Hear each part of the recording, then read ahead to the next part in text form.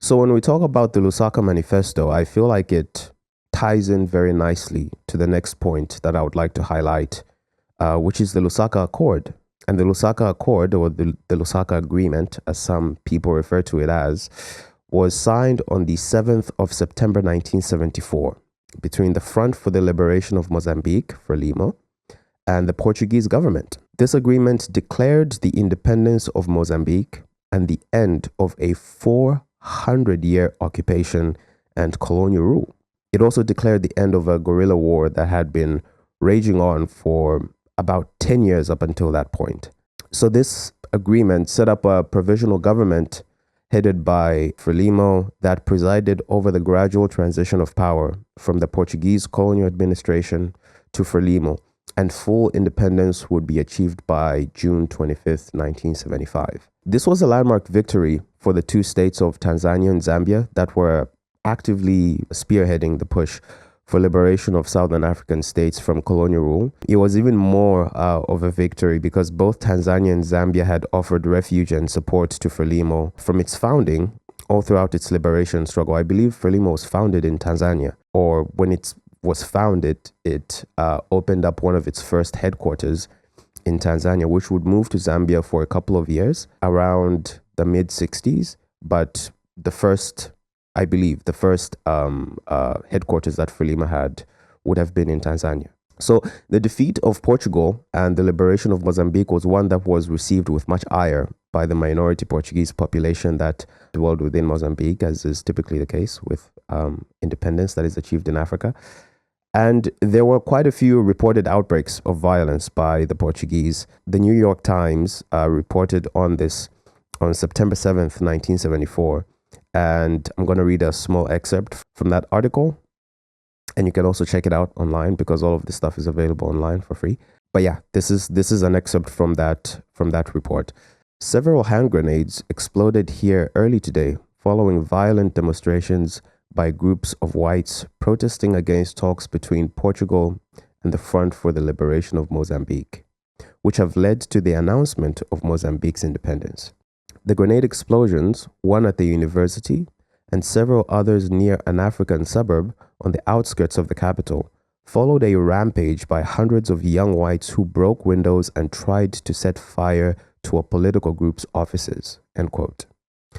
So this, of course, is on the back of Portugal having been one of the only two countries that voted against a motion at the UN to adopt the Lusaka Manifesto in 1969, along with South Africa. The Lusaka Manifesto being a very crucial document and doctrine that played a significant role in helping achieve the independence of Mozambique. So through the Lisbon-Salisbury-Pretoria axis, which was a multilateral sort of coalition that was created by the colonial administrations in Southern Africa, along with pretty much every European country, including Britain. Portugal also played a major role in illegally supplying Rhodesia with military and economic support by smuggling weapons from European manufacturers into Rhodesia and by funneling Rhodesian trade through Portuguese companies and masking that there was business that was being funneled to Rhodesia through various shell companies that were opened in Portugal and were also opened in many, many other European countries. I'm sure those of you who are aware or know something about the Second Chimurenga will know that the Rhodesian fowl is often referred to as the right arm of the West. I believe that is the term that is used. But for anybody who knows anything about guns, the fowl is a firearm that was developed and created by FN Herstal, which is a company from Belgium. And the only way that Rhodesia was able to get access and import so many fowls into Rhodesia to field the Rhodesian army in this armed struggle was because of Portugal, because there were front-facing sanctions that were issued against Rhodesia, and those sanctions had to be followed, or countries had to pretend as if they were following those sanctions, which is exactly what they did. So the following is an excerpt I'm going to read from a book where Ken Flower, who was a police officer and intelligence operative in Rhodesia, actually an intelligence chief in the Central Intelligence Organization of Rhodesia, speaks about all of this activity that was going on between various European states and the country of Rhodesia itself. Those who worked behind the scenes in the evasion of sanctions were legion. Senators and congressmen from the United States of America, representatives of British and French companies who concealed their origins by dealing through South Africa or elsewhere, Swiss, Italian, and Japanese businessmen who came and went without any qualms, West Germans who, amongst other things, arranged to send an expensive printing press in a disguised Rhodesian Air Force plane so that Rhodesian banknotes could be printed locally, not in Britain. Greeks and Jews who were more than ready to set up dummy companies and disguise the Rhodesian origins or destination of certain goods, and Russians who plied their ships in and out of Mozambican ports to load Rhodesian chromite.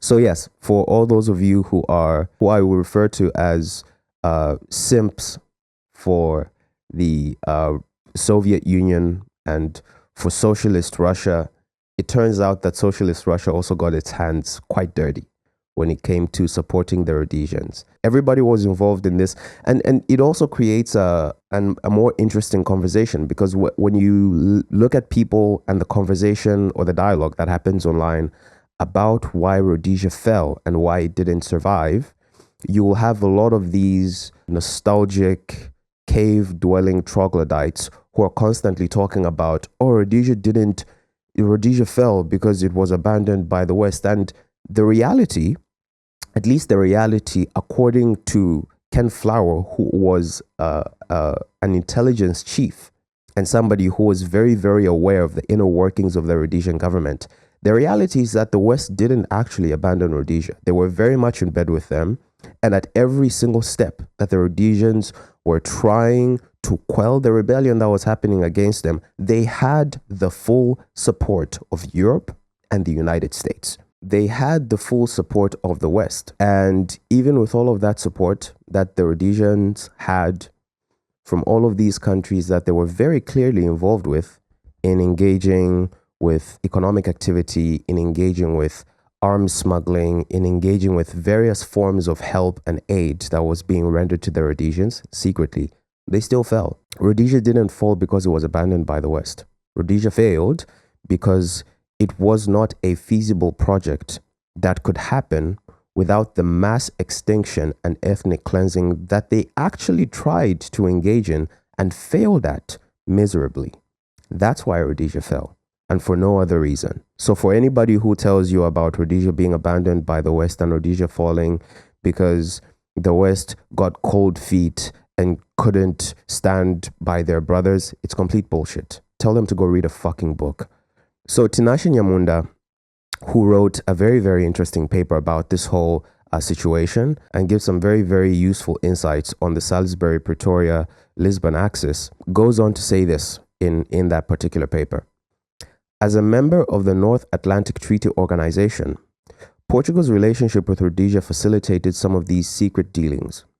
The use of Mozambique was just as beneficial to Rhodesia and Portugal as it was to the Russians, who flouted sanctions and bought Rhodesian chrome for the bigger cause of their Cold War effort. The same can be said for American and other foreign businessmen who gained access to Rhodesian business through trilateral relations established with Rhodesia through the Axis. If anything, successive U.S. administrations practiced a policy of cautious, measured hostility against Rhodesia, whom they never wanted to absolutely alienate. In the case of Britain, economic sanctions were initially inadequate because of its kith and kin considerations, which resulted in an error of judgment that contributed to the many uncomfortable moments with which successive British governments were burdened for the 15 years before majority rule.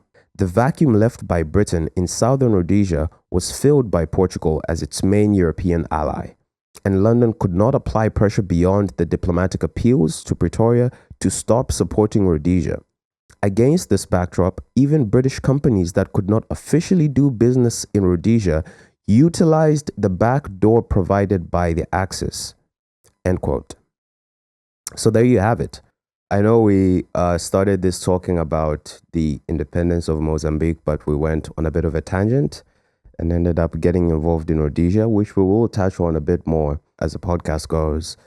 But yeah, the relation, obviously, like from the standpoint of liberation, the relation between Zimbabwe, Zambia, South Africa is inseparable.